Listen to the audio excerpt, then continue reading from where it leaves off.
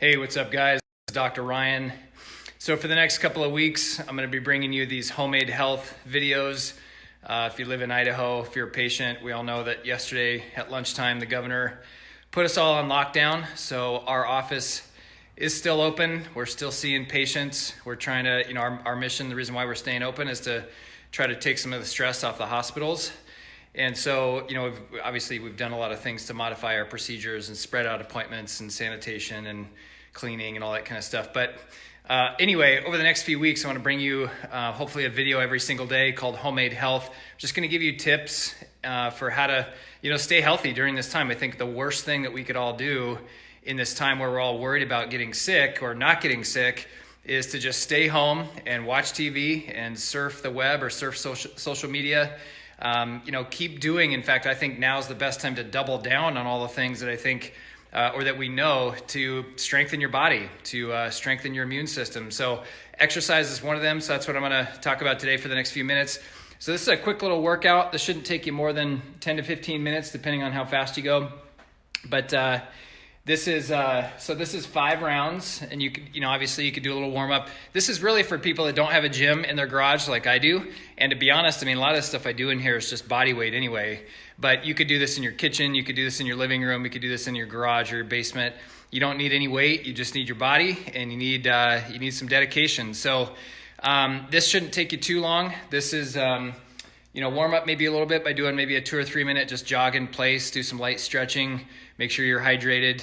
But what this looks like is this is 5 rounds of sumo squats. So I'm going to demonstrate these all in just a minute. So it is 5 rounds of 20 sumo squats, 20 lunges, and then 60 seconds of toe jumps. And you go all the way through the list, then you jump back to the top, and you go all the way through 5 times. And it doesn't look like much, but I promise, a friend of mine and I did this workout yesterday, and my legs are killing me today. So I can promise you it works. So here's what sumo squats look like. Hopefully you can all see this.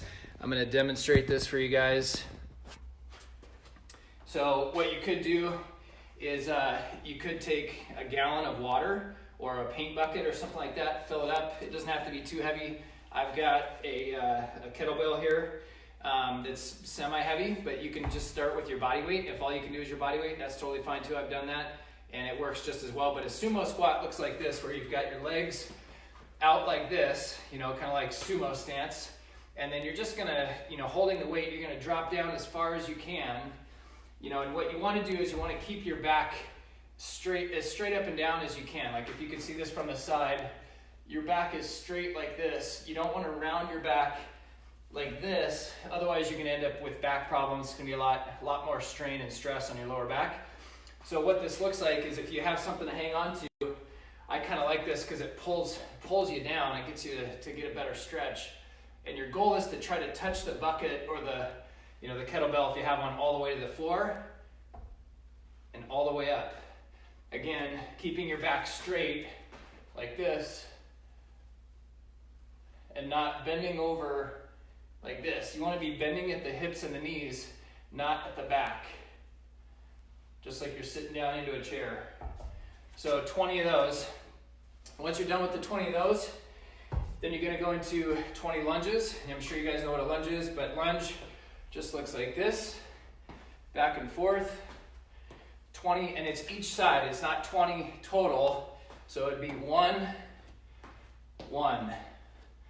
2, and so on. A couple things about lunges, if you guys can see me. What you don't want to do and what you want to be careful with a lunge is you want to be careful not to get your knee over the front of your toe. So when you step out, you want your knee to be directly over your ankle or no further than the toe of your foot that's out in front, and then drop straight down. So you're not bending forward like this. Again, you want to keep your torso upright, step forward, then drop straight down, and either just gently touch your knee to the floor or go till you get to about 2 inches above the floor and then come back up. So that's lunges. And then the last one is 60 toe jumps. These are pretty self-explanatory. The big thing is you want to try to keep your knees locked out or just have a slight bend. And it's just like you are jumping rope. If you have a jump rope, that's even better. You get some arm work too. But if you don't have a jump rope, toe jumps just look like this.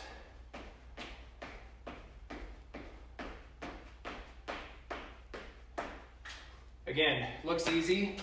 I promise. Do 60 seconds of those bad boys and do that 5 times, and it's a good workout. So I can promise you, my legs today are super sore. The reason why I'm all sweaty is I went for a 6-mile run this morning, but man, the first couple miles, super painful, in a good way, not like you're not gonna hurt yourself, but this is a really safe body weight exercise that you can do at home. You can do this in your kitchen or your living room.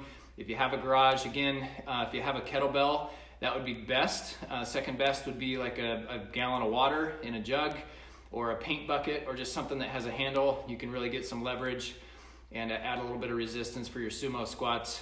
But that's your homemade health video. So if you guys have any questions, feel free to comment. I know that you have a lot more time on your hands. I want to encourage you. This thing's gonna pass. You know, this is bringing us together. I think the opportunity here is, you know, we've never seen this type of solidarity in not only in our communities, but also our country and even the world. I think technology right now, you know, although you got to watch out for the media and the news, but I think technology is actually, you know, playing a role in bringing us all together. And I think maybe for the first time, at least in my lifetime, I feel more connected to the rest of the world than ever before. And, you know, battle does that. When we all go to battle together, we all get closer. And so I think that's what we need to focus on. We need to focus on having each other's backs, staying positive, looking for the opportunities, and keep doing what you know to be good for you. You know, that's the worst thing you can do, is to give up on all the stuff that you know to be good for you. You just maybe get a little bit creative. So hope this helps you. Make sure you like this video, share it with anybody you think that might benefit, and I'll see you tomorrow.